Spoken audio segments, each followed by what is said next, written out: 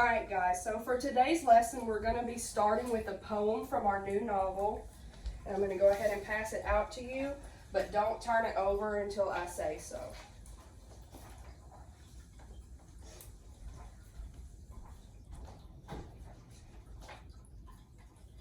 Alright, so as you guys know, the book that we're reading during this unit is called The Crossover by Kwame Alexander.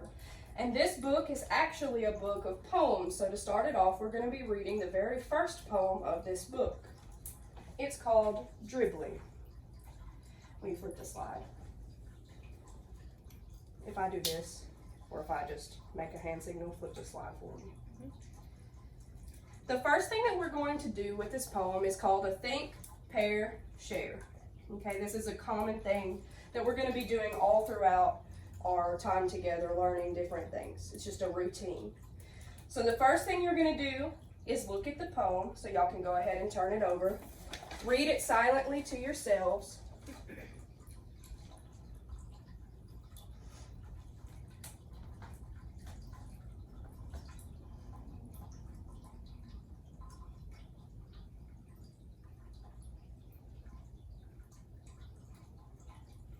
When you're done, look at me.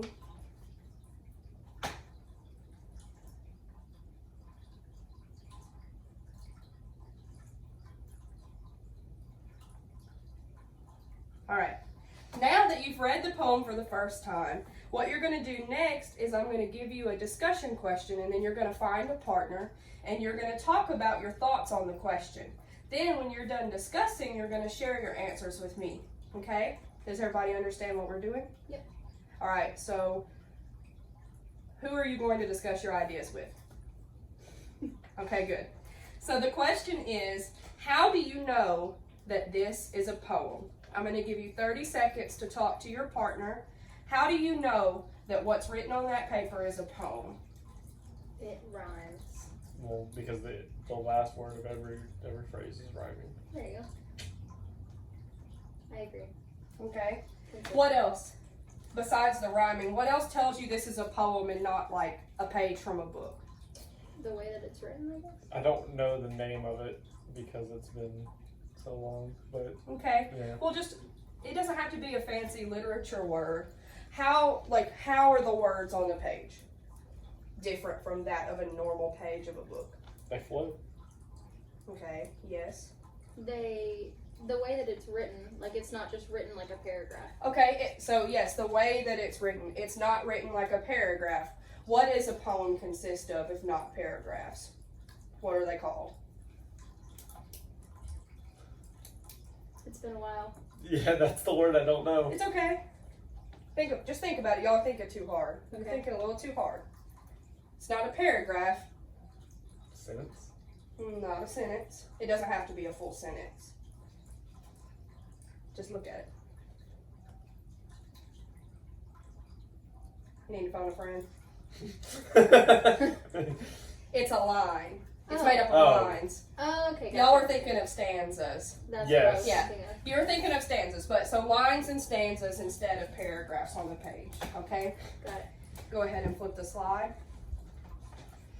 Now you're going to talk to each other about what you notice about how the poem appears on the page. What's different about this poem than other poems that you've read before? So take 30 seconds to look over and think about it, and I'll let you know when to talk to your partner.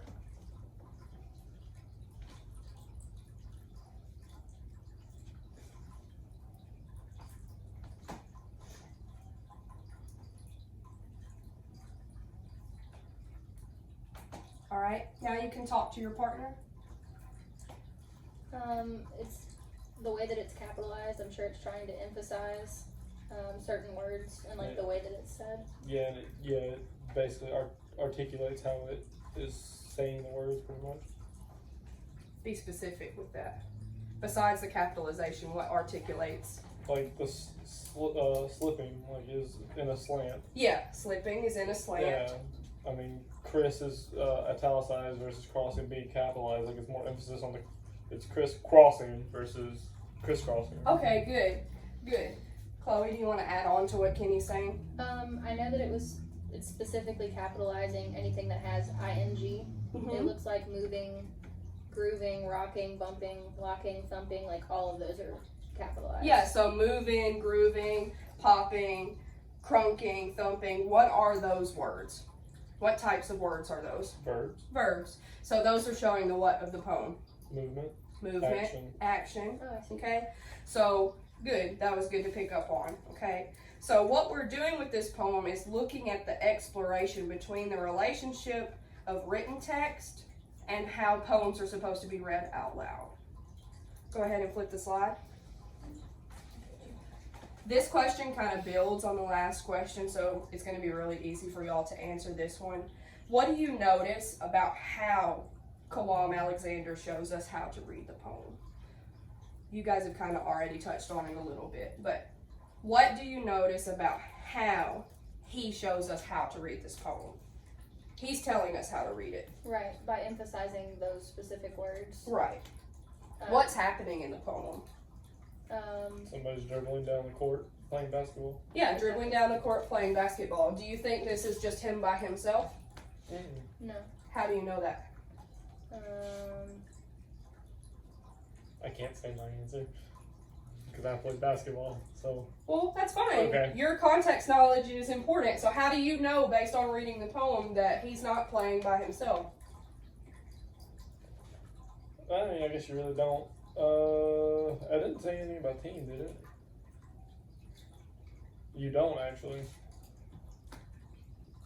What would give you the inclination that it might be? Or the inclination means the idea. So what would give you the idea that he's not playing alone? The fact that he doesn't mention passing at all. Okay, he doesn't mention passing the ball. What else?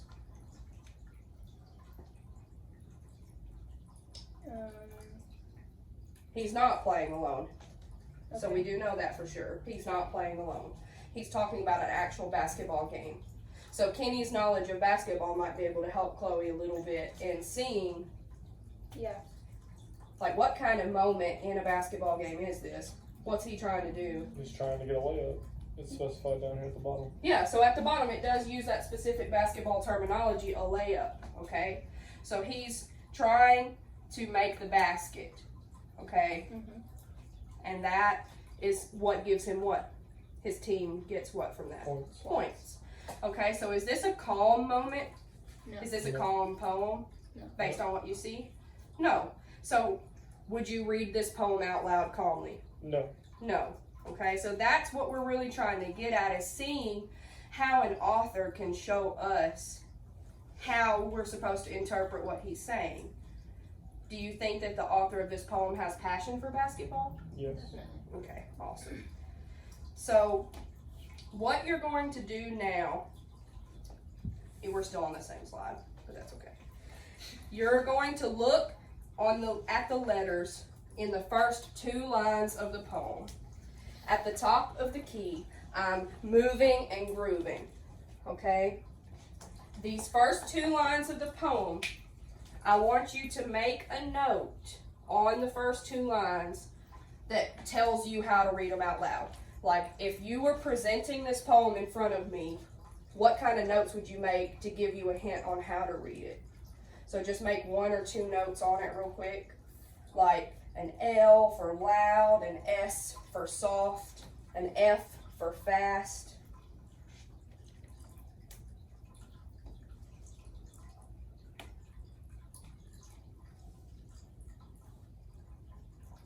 Just the first 2 lines. And I'd like you to do this independently. No cheating. No cheating. I guess. Okay. All right. Now I want you to share your notes with your partner really, really quickly. Just tell your partner what you wrote or show it to them. That's fine too. I didn't write anything on the top. I just wrote it soft. Oh, okay, yeah. I just didn't. Okay. Yeah. All right. So I did see that both of you did write loud on the second line. Why is that obvious to us? Because it's all caps. It's all caps. We know from texting, from emails, from internet, from everything that we know and how we've been raised, what does it mean if you're typing in all caps? What does that indicate? Somebody's screaming. Somebody screaming. or yelling, or using a loud tone, right? So what you just did is called an annotation. So you can flip to the next slide. Sometimes when we're looking at literature, we use these things called annotations to help us remember important details. So notes that we make on a text that help to provide us with important information are called annotations. They don't have to be long notes like whole sentences. They can be letters like you guys did. They can be single words, anything, because especially when you're reading something long and complicated, you know, you might not remember every important detail.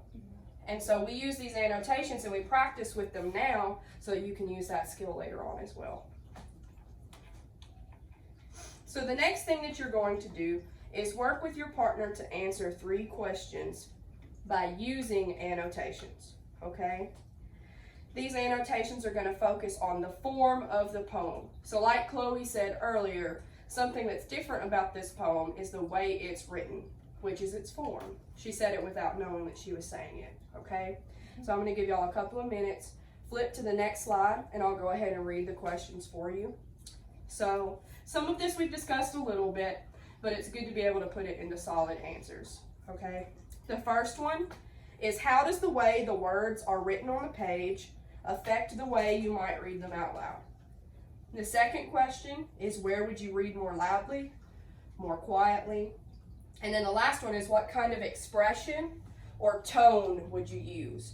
What kind of feeling would you use in different parts of the poem, okay?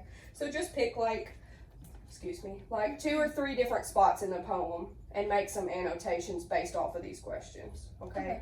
Did you say independently or together? I want y'all to work on them together. Okay. This would be an easy place to start. Yeah. Glad we're on the same page there. Okay, cool. Loud and fast.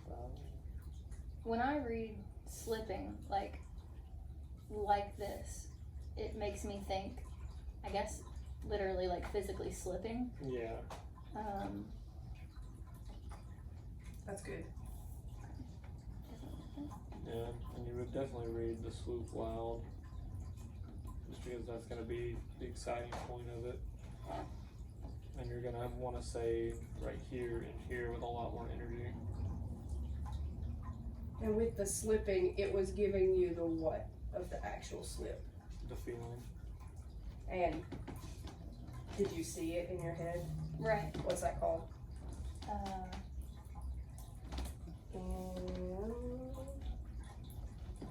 Oh. Inferring? No. Oh, God. I was thinking about yesterday. No. Imagery. Oh, Imagery. duh. Imagery. That could be your annotation. I was just trying to help you find a concise way to put that. Thanks. Swoosh is a good place to look at too. That's true.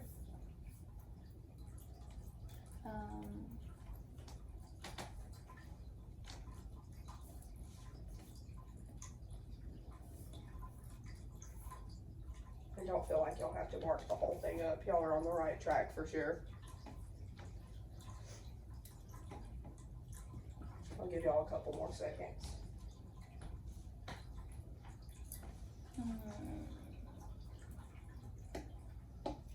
Like most people that would probably read this, if they have any background in basketball, would motion with this. Spelling killed me. Yeah, it's okay. Trust me when I say that 8th graders' spelling is not perfect. So your spelling does not have to be perfect. Like some of these would definitely be with motion. Like I could see somebody who's really into basketball using motion when they do a lot of this stuff. Cause like you could come in, moving, grooving, popping, rocking, bumping, like all of that. Like I could see somebody actually using motion in this. That's good. I hope that it's picking up on you saying that. I know it's seeing you do it. What do you call it when you're reading something and you're standing in front of somebody? Y'all may not know, but what do you call it when you do things like this? You're being expressive? Yeah. Using your what? Words. Body language. body language. Oh, yeah. All right, so let's go ahead and go over these questions. But that's what you're talking about when you're saying that they would use motion with those words, you know? They're talking about that body language. So point out to me one line where you really think, again, do it loudly this time so you're sharing with the class, that Like, you would use the body language and like show me it. Moving and grooving, like when you're dribbling, you're bouncing, you're bumping into people, you're locking the ball in, you're thumping, Right. you're crisscrossing, you're sliding in, trying to get in, you're the layups, you know, just, I mean, there's a lot of this stuff that if somebody was reading this, especially from memory, Yeah. could definitely use those movements and stuff to Express what they're saying to get it, make a more powerful message come across. Yeah, and so would your interpretation and reading of this poem as a basketball player be different than Chloe's? Probably. Why? Because I play basketball. Right, you play basketball, and would she like inherently, like would she automatically know what kind of body language to use when she read it? No. No, but you would, and you do, because you showed us, right? Right.